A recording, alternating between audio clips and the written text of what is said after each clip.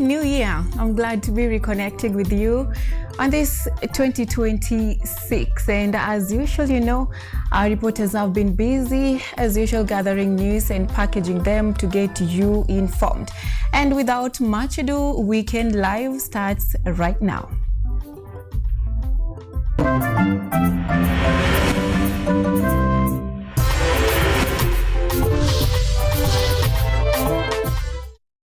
This is Weekend Live with Ochieng, Cynthia.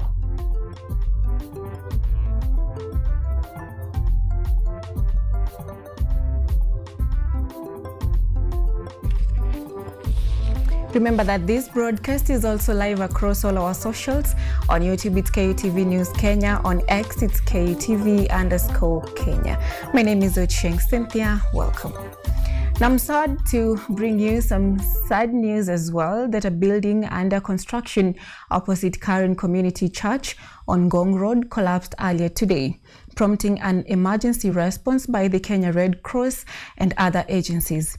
Initial reports indicated that several people were trapped under the rubble, with 3 evacuated from the scene. In an update, the Kenya Red Cross confirms that 6 casualties have been rescued and rushed to hospital for treatment. Search and rescue teams have since cleared the barriers and all trapped persons have now been accounted for. Response teams remain at the scenes as operations continue and the area is secured.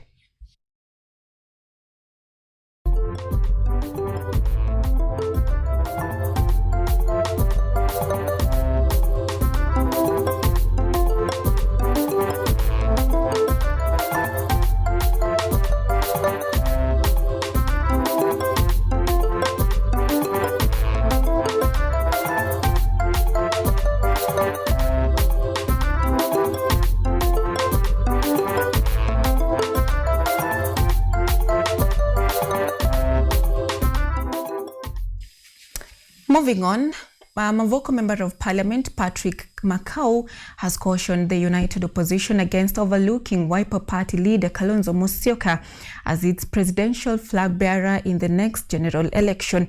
Makau warned that sidelining Kalonzo would hand President William Ruto an easy victory, insisting that he is the only opposition leader with the stature and national appeal to win. He urged Wiper to adopt a strong national outlook by fielding candidates across the country to secure a stable future administration.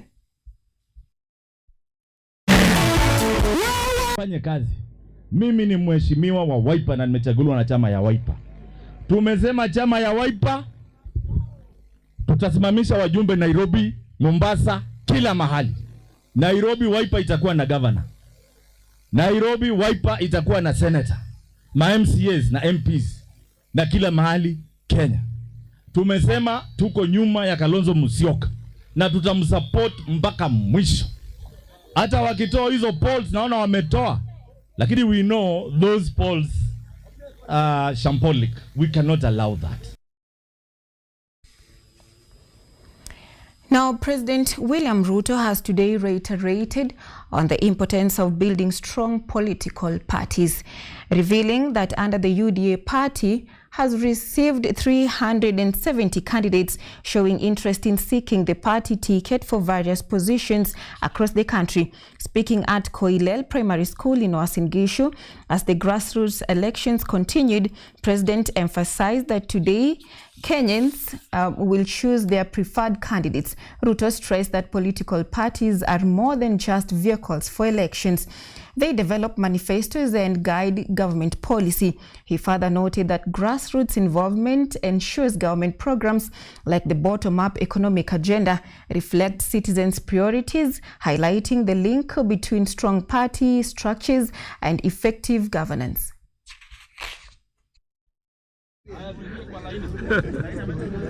Tulikuwa na candidates 1370 wanaomba kura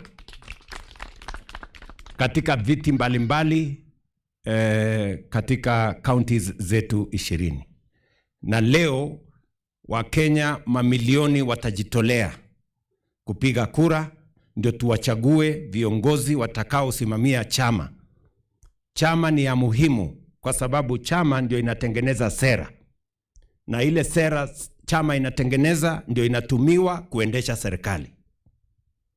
So chama ndio inaendesha serikali. Kwa sababu ile mpango ya bottom up tulianza hapa mashinani na watu wa chama. Moving on, Embu Governor Cecily Mbarire has reaffirmed that DCP remains the most popular party in Mount Kenya region, dismissing claims of its decline. Speaking at Kanje Primary School in Runyenjes during UDA grassroots elections, she highlighted strong voter turnout as proof of the party's enduring support. Mbarire emphasized that elected leaders will strengthen party structure and oversee government projects. This is just one polling center. Haiwezi isha. It's going to be even stronger going forward. In fact, leo tuko na nominations za chama cha UDA affecting 11 candidates, 7 in Evurore, 4 in Momenje.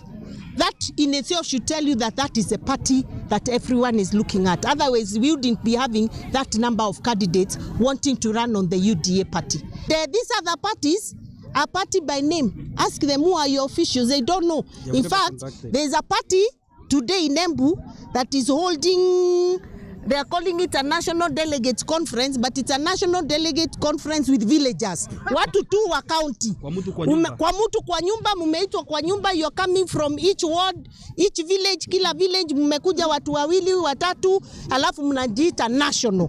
Please call yourself village delegates conference. Still in politics, Kirinyaga Governor Anne Waiguru says United Democratic Alliance grassroots elections recorded strong voter turnout despite delays at several polling stations.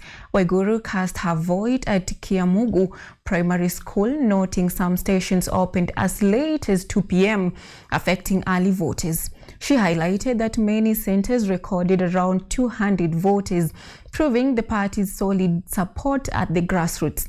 Waiguru also flagged missing names in the party register and urged system upgrades for accuracy. These leaders will then move to the next stage of electing amongst themselves, the ones who will be elected, the ward level UDA leaders, and then to the constituency level.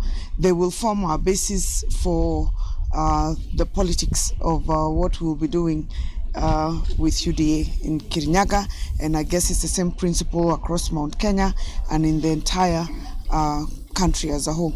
Jaribu sana kutatua kwa sababu kuna watu wengi sana, hata sasa nimepigiwa simu ambao wameenda kupiga kura wakakuta majina yao hayako kwa system, na tunaangalia vile tatua hilo jambo. Meanwhile, President William Ruto met Siaya County Assembly members led by Speaker George Owino Okede at Eldoret Lodge, in Gishu County. The discussions focused on aligning development programs with the county's priorities and making strategic investments to unlock Siaya's potential. Both sides agreed on accelerating ongoing projects and fast-tracking planned initiatives to ensure that development delivers tangible impact for the people. Very good. Habari yako? William. Rais.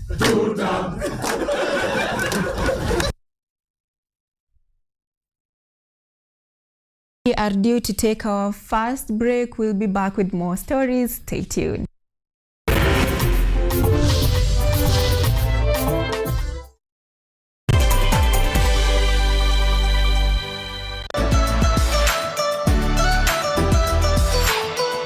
My name is Kutv. I'm Associate Professor in the Institute of Philosophy of Jagiellonian University in Krakow, Poland. And I'm the main coordinator of the Cafe project, which is being here hosted by Kenyatta University. My name is Ewa Hudoba. I am a project manager in this consortium. Keep watching cutting-edge research at Kenyatta University Television.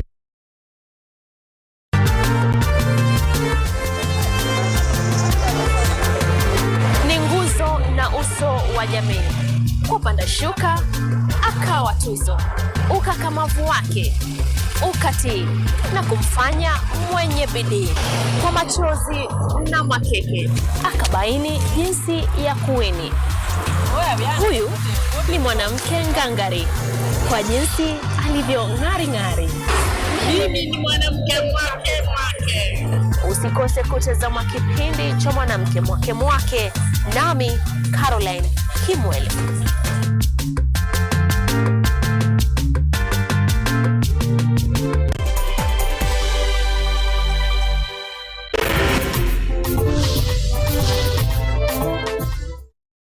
You are watching Weekend Live with Ochieng Cynthia.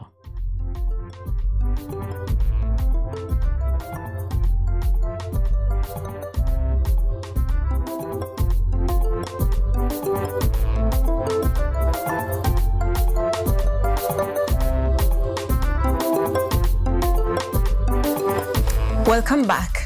Siaya Deputy Governor William Oduol has declared he will contest the county's gubernatorial seat in the 2027 general election, setting up a political showdown with his boss, Governor James Orengo. Oduol made the announcement during an interdenominational church service at his Hawinga village home in West Alego, where he confirmed he will seek the Orange Democratic Movement party ticket. He said his decision was driven by what he termed the poor state of affairs in the county government. The deputy governor claimed that Governor Orengo campaigned on a manifesto he helped develop but abandoned it after assuming office. Oduol, who survived an impeachment attempt by the Siaya County Assembly in 2023, says he now wants to actualize the Siaya dream outlined in that manifesto, further calling on residents to rally behind his vision, promising renewed focus on development and effective leadership.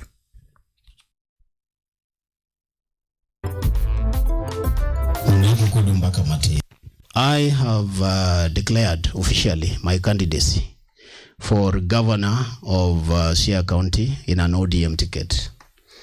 I'm presenting myself for nominations if there's going to be a candidate that wants to run against me in ODM ticket, and thereafter offer myself to contest against the rest of the other candidates.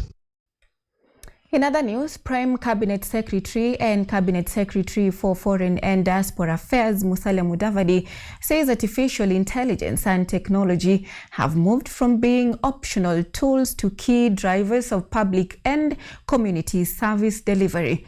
Speaking during the launch of the International Memon Organization's Vision 100, Mudavadi noted that technology is now central to improving service delivery, expanding opportunities, and scaling impact across development initiatives.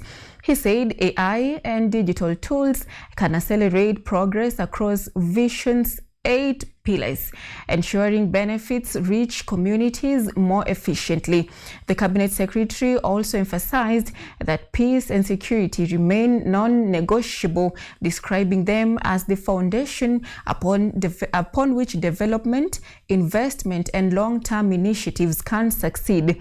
IMA's Vision 100 focuses on housing, literacy, healthcare, self-reliance, cultural preservation, sustainability, community outreach, and mental wellness, areas Mudavadi said strongly align with the government's better development agenda and inclusive growth.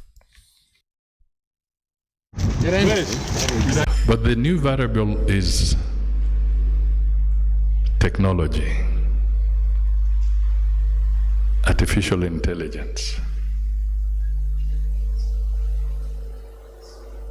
I don't know how it is addressed in the Vision 100, but we have now to figure out as a society, as a community, that this new variable has become so powerful, so strong, and we must always find out how its thread can be put through all these 8 pillars. Health is the foundation of all our development. Without health, education outcomes will decline because sick children cannot learn. Productivity collapses because unhealthy adults cannot go to work. And back to politics, Democracy for the Citizens Party leader Rigathi Gachagua has accused President William Ruto of using police officers to intimidate him and block public engagement. Speaking during a funeral in Machakos County, Gachagua claimed that with some elected leaders, the president has harassed his supporters and disrupted his events, calling the act cowardly. Despite this, he vowed to continue advocating for Kenya's rights and insisted Ruto should serve only a single term in office. Hawa watu wameshikana na Kasongo. Pesa yote wameiba. Ukiona ile pesa imepelekwa Northeastern, uende huko. Hakuna shule, hakuna hospitali, hakuna chochote. Wamechukua pesa, wameenda kujenga South Sea na Eastleigh. Sisi kama viongozi wa Kenya ndio tutatetea watu ya Northeastern. We are calling for a special audit on how funds for devolution, equalization fund and CDF ile imepeanwa Northern Kenya imetumika vipi? Why are there no institutions? Why there is no visible development despite the billions of shillings that have been allocated in those areas? Na unajua sasa kwa sababu ni wezi na wanaogopa kushikwa, wanaenda kwa Kasongo wanasema 2 term. Hata ukiwa mwizi anasema usishikwe. So it's up to the residents of Northeastern Kenya waanze kusema 1 term ndio Kasongo apindue fikira zake. Now, away from politics, rather shock gripped Kapnandet village Belgut after 3 family members died in a house fire early Friday. An 80-year-old woman, her 52-year-old daughter, and a 19-year-old house help were asleep when a suspected cooking gas blast triggered the blaze. Kericho County Fire Brigade put out the flames. The bodies were taken to Kericho County Funeral Hospital.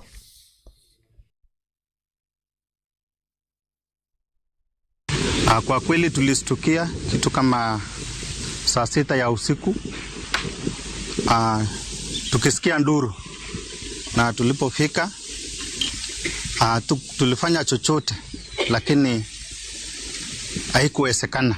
Sasa tunasema pole na sisi wote kama kijana, mamangu, dada yangu na mfanyikazi wetu. So it is so painful. And tunahitaji usaidizi wenu kabisa. Mtuombe, mtusaidie, tumepoteza kila kitu kwa nyumba. Nilikuwa kwangu nyumbani saa 6 ya usiku nikapikiwa simu.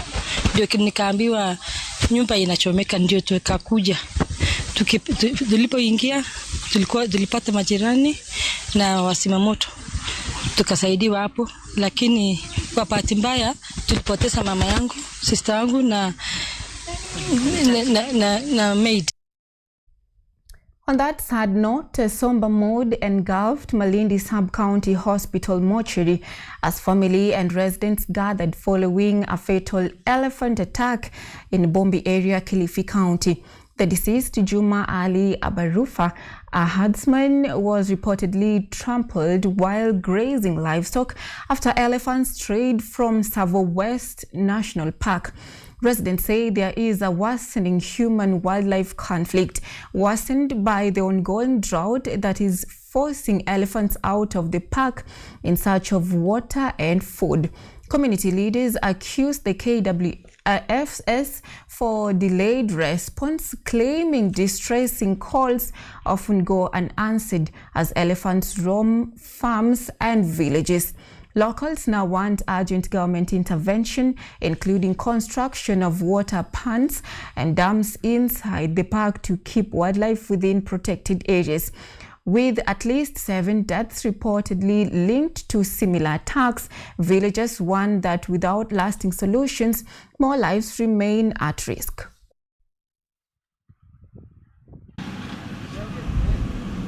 Lazima kuwe na mikakati maalum ambayo itafanya hii conflict baina ya wanyama pori na wananchi ipungue. Lazima kuwe na maji ya kutosha kwa jamii na pamoja na wanyama pori. Ya pili, serikali ya Kenya wanachukua muda kushughulikia wanyama pori zaidi kuliko binadamu. Kwa sababu wakati jamii wanakuja kusumbuliwa na wanyama pori na kukiwa na conflict, KWS wako haraka sana kuja kushughulikia wanyama pori, lakini kwa binadamu kidogo wanakuwa wanachelewa. Now that story from Kilifi County brings us to taking our second break. We'll be back with sports news. Stay tuned.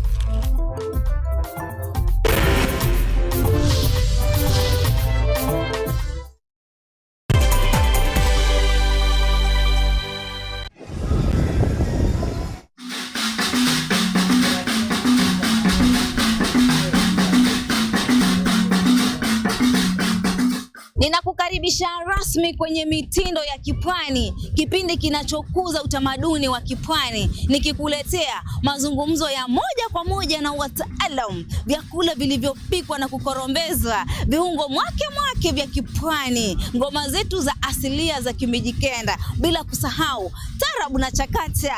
Yaani wanawake Uswahilini watakuwa wakinengua na kuzungusha viuno kama panga boy za trekta ndani ya Mitindo ya Kipwani KUTV, ukiletewa moja kwa moja kutoka Salama Bling Beach Resort kila Jumamosi saa 10 jioni na Jumapili saa 4 usiku, ukiwa nami mtamu wako zaidi ya asali. Mimi naitwa Waridi Tamu. Mpenzi mtazamaji, usipitwe na matamu.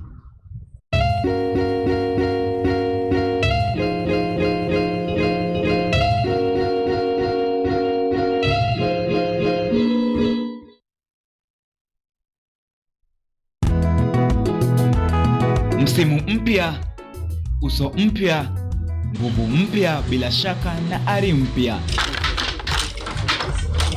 Lakini dhamira ni ile ile. Kuboresha kilimo kwa maisha bora. Jiunge nami James Baraka na hodha wako mpya wa kipindi cha Boresha Kilimo, tunapochunguza mbinu za kisasa za kilimo, ukipenda teknolojia ibuka katika kilimo, maoni ya wataalamu na hadithi za mafanikio kutoka kila pembe ya taifa.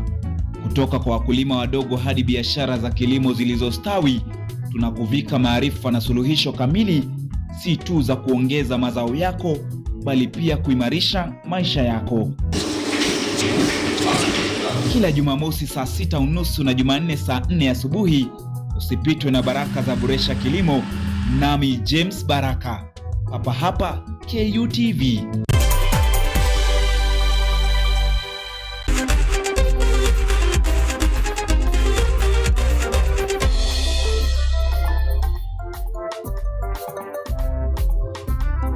You are watching Weekend Live with Ochieng, Cynthia.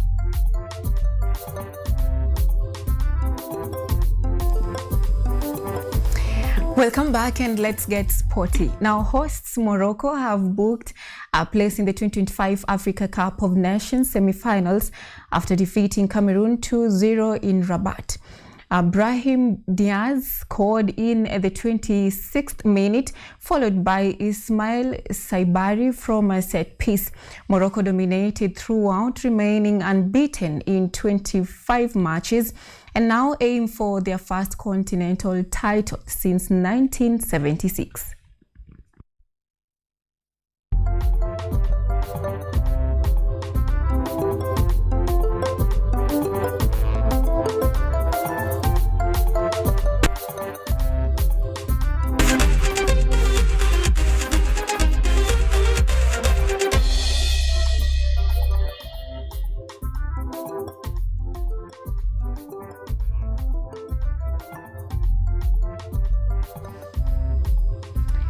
Now, that is all we had for you here on KUTV Weekend Live on the 10th of January, the year 2026. Now, I leave you by a certain quote here that says, time is like a river. You cannot touch the same water twice. Now, that is a call for you to take every opportunity seriously and wisely that has been given unto you, especially now that we've kicked off another year full of promises and life. Now, Miombui has been our sign language interpreter. My name is Ochieng Cynthia. Do have a lovely night.